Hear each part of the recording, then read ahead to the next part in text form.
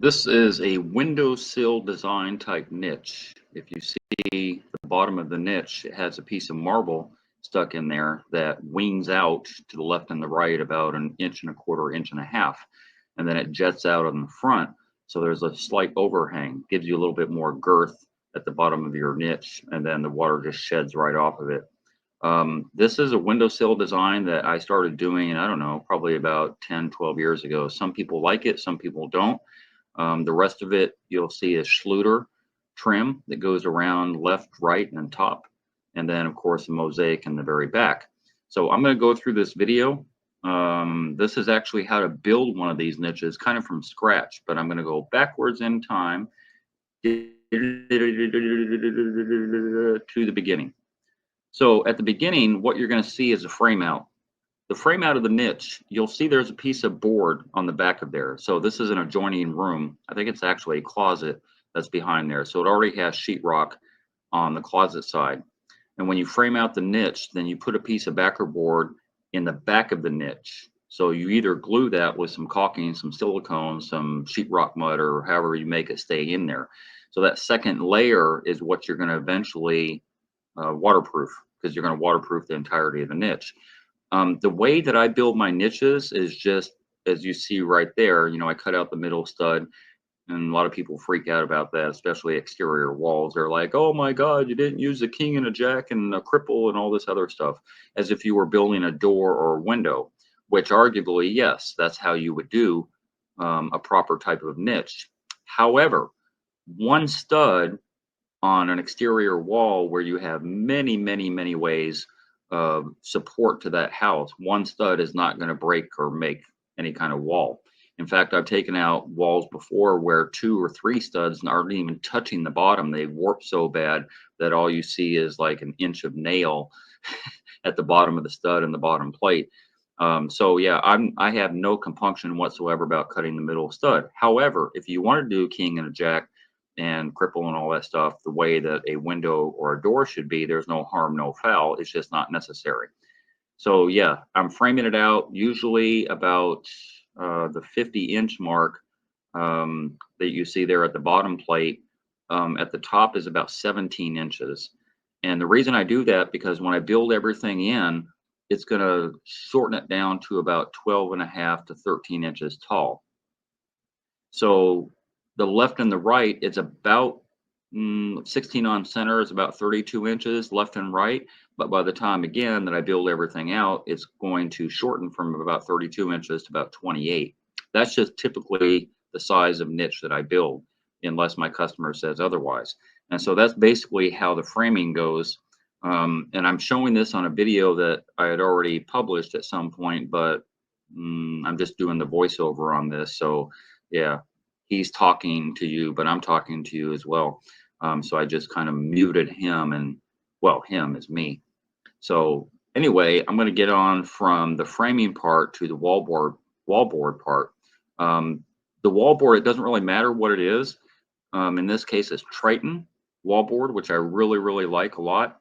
And the Triton board has an ability to cut and score and snap and shave off the edges and all that stuff, same as sheetrock, and that's the reason I like it so much. The Triton board, it wouldn't matter. Usually I'm using green board. If you use Durarock, if you use Hardybacker, it wouldn't matter.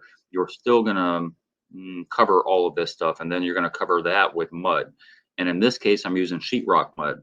Sheetrock mud, thin set, it doesn't really matter. All those cracks and crevices in the back and the top and the sides and the outside and all that stuff get covered and kind of screeded out and thinned out the best you can.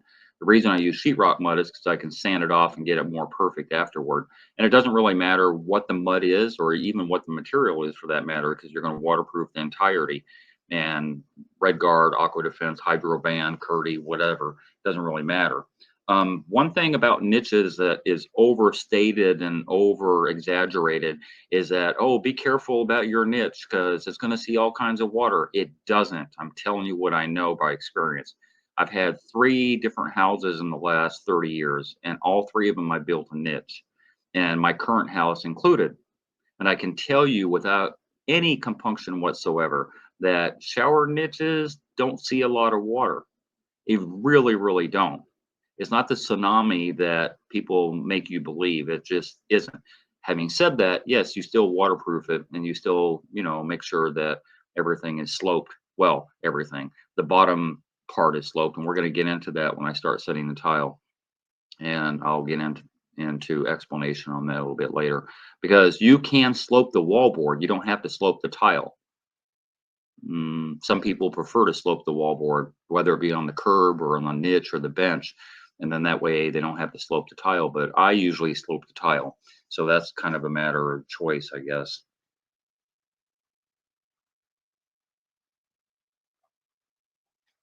And this is where we get on to the tile. So in this case, it's a mosaic tile, and you see I have a sheet and a half, and I'm going to cut off and make a straight cut right there on that left side, because on the left side of that full piece is where it kind of ties in like tongue and groove. And then I'm taking that left side piece and just putting it inside there. Now, what you're going to see that full piece. What I did, and you can do it within the confines of the wrapping of these mosaics. You can actually cut off on that left side over there. You see that straight line?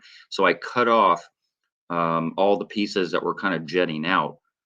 Rather than filling those in later, rather than setting that piece of tile later, I just made a straight cut, and I usually do it within the package. It keeps everything nice and neat and straight and all that stuff. So when you do your cut, that's a lot easier than filling in those pieces later. And then of course I do the straight cut on this right side too, where my hand is at, and that just makes life easier. So you're not, like trying to find, ooh, which kind of little piece is going to fit in here, and what little piece is going to fit in there. So on a mosaic makes it much easier. So the thin set process, and the only reason I'm showing this, because I'm using a very small, I think it's an 1/8 inch notch trowel. It might be an 1/8 inch or 3/16 notch trowel. Very small, thin trowel is what I'm using.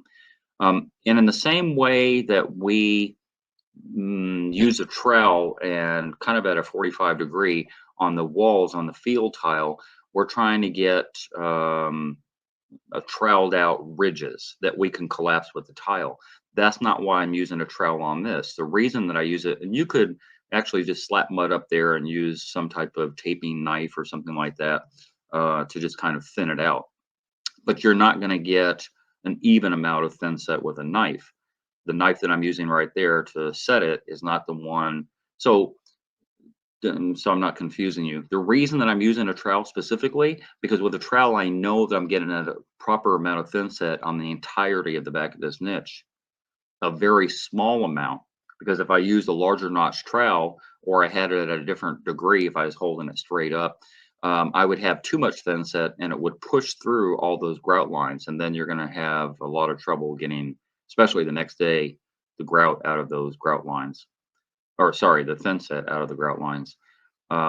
So yeah, that's why specifically I use a very small B-notch trowel. And then once I have it all, the thickness that it should be, then I can push in my tile. And I'm going to do that here with the float in a few seconds. And so I know for a fact that my thin set isn't so thick that it's going to push between those lines. And this is where I pick up trying to find my float. So you take a float and you just push everything down into the thin set. And yeah, you could use a trowel or some other flat object, but a float's much easier. And then these are the fill-in pieces at the top that I'm doing.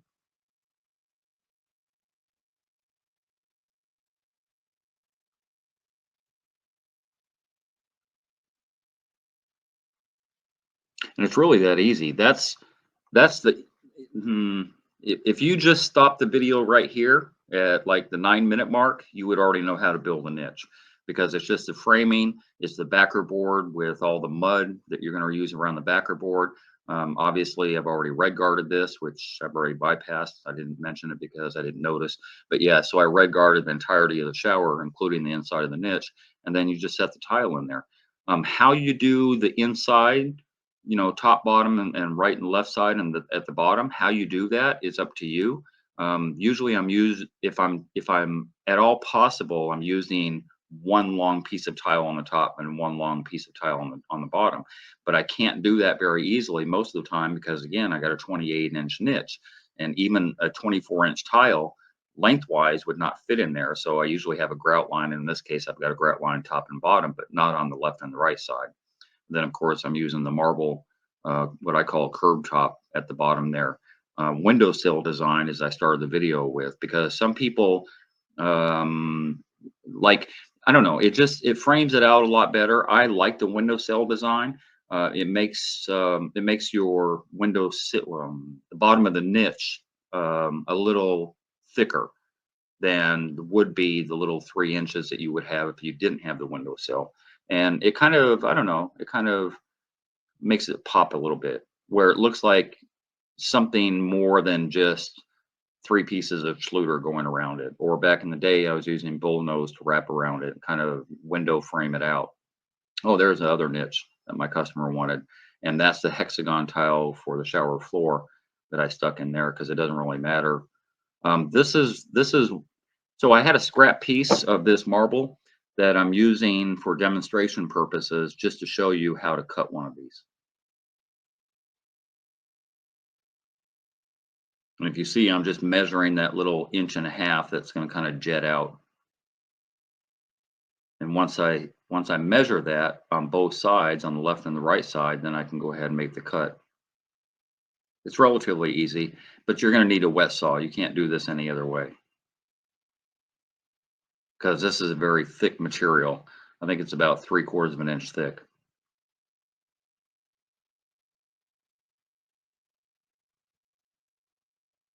So in the next clip, you're going to see where I've already set that piece, what again I refer to as a curb top. I've already set that piece inside the niche. And so all you do is you butter out the bottom of that niche. Um, well, butter it with some thin set, and then you back butter the piece that you're going to set in there, and a little bit more thin set in the back than you are the front. So that creates your slope that you're going to need. A little pitch, so that water kind of sheds off of the bottom of your niche.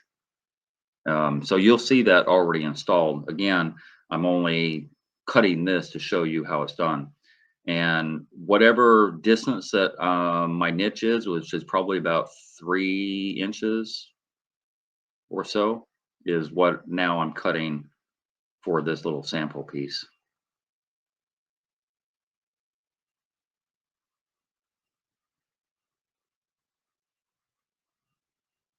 And there it is. It's that easy. Now, in a smaller piece, of course, it seems like a lot easier than it would be on, like almost a 3-foot section, but it's still done the same way. And so I'm just kind of showing you, well, the bottom piece is already set right there. And that's what I call windowsill design on a niche. And of course, the sides here are going to be, one solid piece of tile because, it only goes up about 13 inches. So all these cuts that I'm making for the side and the top are of the field tile, to be clear. But you don't have to use a field tile. There are if I wanted to use, say, a larger format tile, there's 4-foot tile out there, and I could literally cut off a likewise looking piece of tile that's 4 foot long and cut that down to 28 inches and have one solid piece at the top and one solid piece on left and right side. But in this case, I didn't, and that's why I'm kind of measuring things out for the top, because the top's going to go in first. Also, you cut that back. I'm just showing the center cut that I'm going to do. You cut that back not exactly. So say the niche width is 3 inches. This piece that I'm holding is about 2 3/4, because I'm going to put Schluter trim afterward, and there's a little bump out on that Schluter piece that will, in order to get your all your niche flush on the outside, has to be cut back by about 1/4 of an inch. And that's the 1/4 inch that that I'm shaving off of right there, because I just realized it as I'm doing the cuts. It's like, oh crap, I measured exactly, and it shouldn't be exactly. It should be about 1/4 inch. And there's a little taper cut that I'm doing because there's a slight slope on the top of that. So yeah, now it's going to fit perfectly after this one little shave. That'll fit perfectly. because remember there's a slope at the bottom. So yeah, you have to be matching that slope to the tile that you're cutting.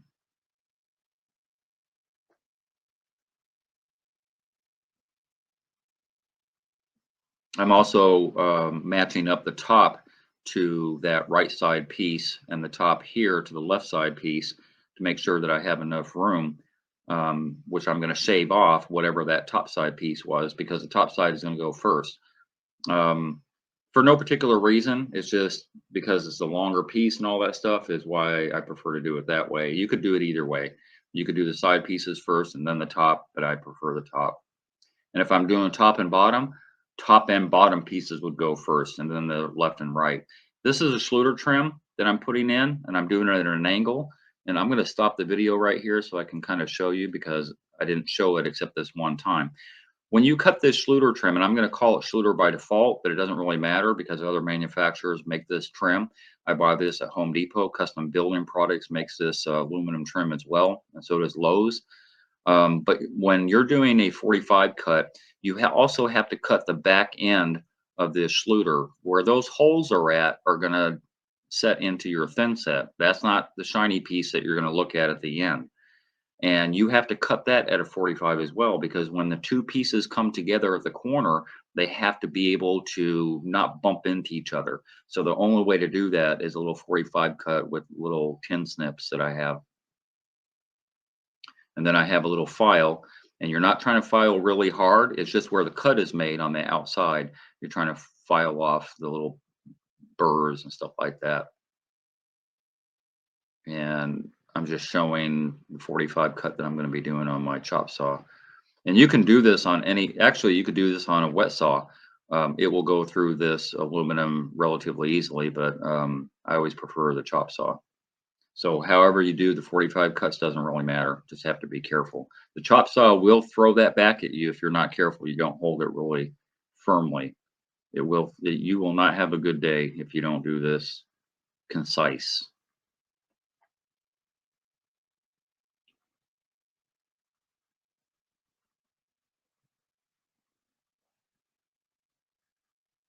And once I actually get all the trim pieces cut, which now I'm on my third one, then I can go forward with start to buttering the inside, and you're going to see that here in a few moments. And again, I'm picking up my file and just shaving off all the burrs and all that stuff. And you're not trying to shave really hard with that file, and it's a very, very thin file. You're not trying to be rough because what you're filing off is what's going to be showing.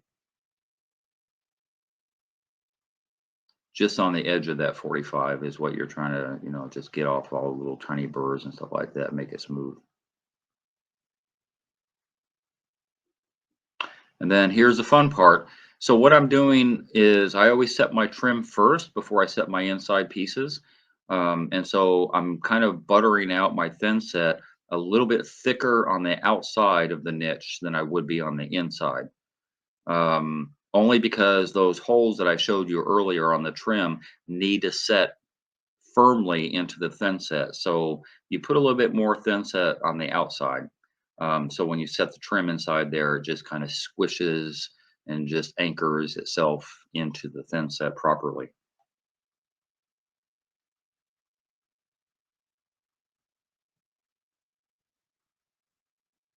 Some guys will tell you that that back tile, the mosaic that I already set, should be set last. I don't agree with that. And that all has to do with where your grout lines are going to fall. It almost is like they want their grout lines with the back tile to be on the outside rather than the inside, the way I currently have it. Because if water gets into the grout lines, blah, blah, blah. But all of that niche is already waterproof. So even if a little bit of water does get into the grout line, vertically or horizontally, it doesn't really matter. It's kind of a matter of choice, really, is what it comes down to. I always set my back tile, whatever it is, first before I set my side tile. Well, I'm going to call it inside tile because side, top, bottom, and sides, my inside tile.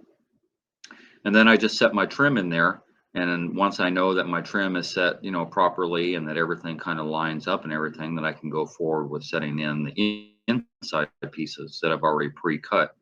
And it does help to pre-cut all that stuff, because obviously you don't want to set wet tile. Like right now, currently, as I'm working, my tile is sitting at an angle down by my feet, shedding off that excess water when I was cutting it on my wet saw. Um, so yeah, that's another reason that I do my trim first. Plus, I want my trim to be flush with the field tile, and it's a lot easier to get that trim in there first. And then if you have an issue with your inside tile, if it's too big or too small or whatever, then you'll know later, because the impetus for your inside tile is going to be, like I said, there's a bump out. It's hard to explain. On that trim, on that Schluter trim, there's a slight bump out right on that outside piece that you're looking at currently. That bump out is there as a grout line.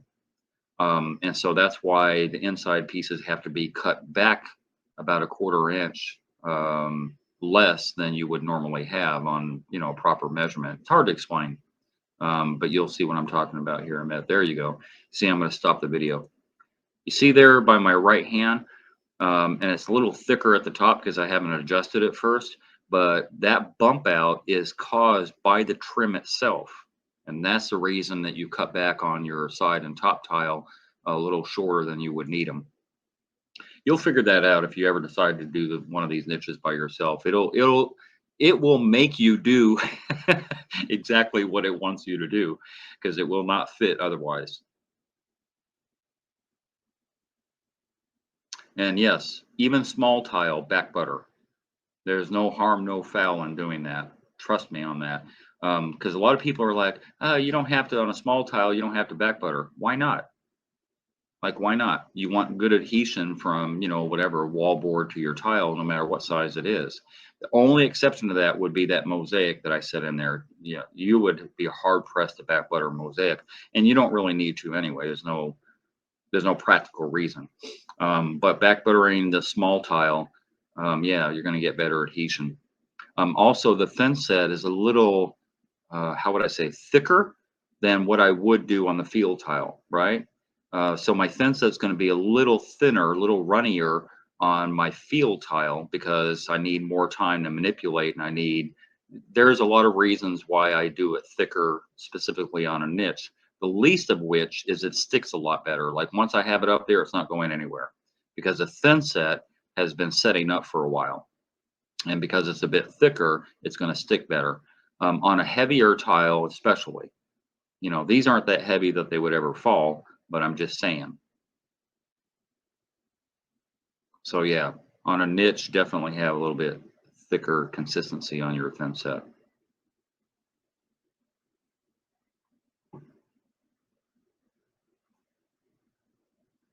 And adjustments are also going to be made. We're getting toward the end of the video here. There's going to be a lot of adjustments made. Whether you're doing it or I'm doing it here, the adjustments are an integral part of making this niche as perfect as you can get it at the end, because there is no manipulating anything the next day. Like the way that it's going to set up overnight, the way that you have it at the end, when you finish here, is the way that it's always going to look. So any manipulation that you can do during that process, you might spend, 45 minutes, an hour building the niche and another 15 minutes adjusting everything. And you're going to see that toward the end, because we're getting toward the end here. All the little, how would I call it? All the little adjustments and all the little tweaks that I'm doing matter. So that at the very end, everything's as perfect as it possibly can be. I don't want those 45s, not lining up. I'm cleaning out the grout lines that I have with a little wedge there, so that grout will be able to go in there later. Another thing that I do sometimes, if the tile's a little bit heavy or I've already set the tile, the field tile on the top, then I'll put a piece of tile like I'm doing right now. I'll cut a piece of tile that's almost the same length from top to bottom as the tile is, to just kind of like shim it up there overnight. Well, and then I use a shim at the bottom to kind of tighten it up. I'm not doing that for the tile reason. You see off there to the right, there's a small orange shim. yellow shim. The reason I'm doing it is because my top piece of Schluter has a little bit larger grout line than what I like. And it's hard to see because I keep moving the camera around too much. But yeah, that grout line is a little bit thicker than what I like right there at the top, right where you see the grout line with the field tile. Yeah, so what I did specifically is I set a little piece of tile in there that's almost the same from top to bottom as, you know, the distance. And then I put a wedge in there and I just kind of tapped it so that it kind of moves that Schluter trim up a little bit higher to close the gap at the very top there. And that set overnight, because otherwise that gap would have been a little bit thicker right there in the middle, and I didn't like that at all. And that's why I did that adjustment specifically. And that's the inside of it where everything lines up.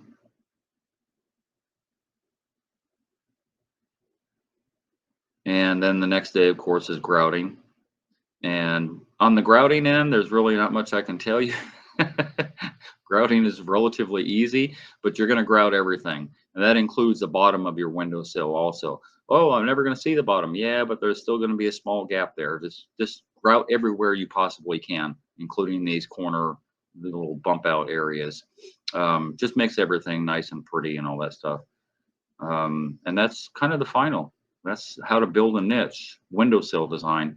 And if you didn't do a windowsill design, those 3 pieces of Schluter that I currently have, you would have 4 pieces. I mean, pretty simple. So yeah, this video, if you made it through 25 minutes, will show you exactly how it's done and how it's going to look at the end. Windowsill design niche. Hey, if you enjoyed that video and you learned something, consider being a Patreon member. $5, $10, $15 a month would help me greatly produce more videos. I make nothing from YouTube at all. If you're going to call me for advice, please donate $50 for 30 minutes. My link to my PayPal and my Patreon account is down below. And if you haven't already, hit the subscribe button and hit the bell so you get immediate notifications as soon as I post videos. And thank you very much for your support.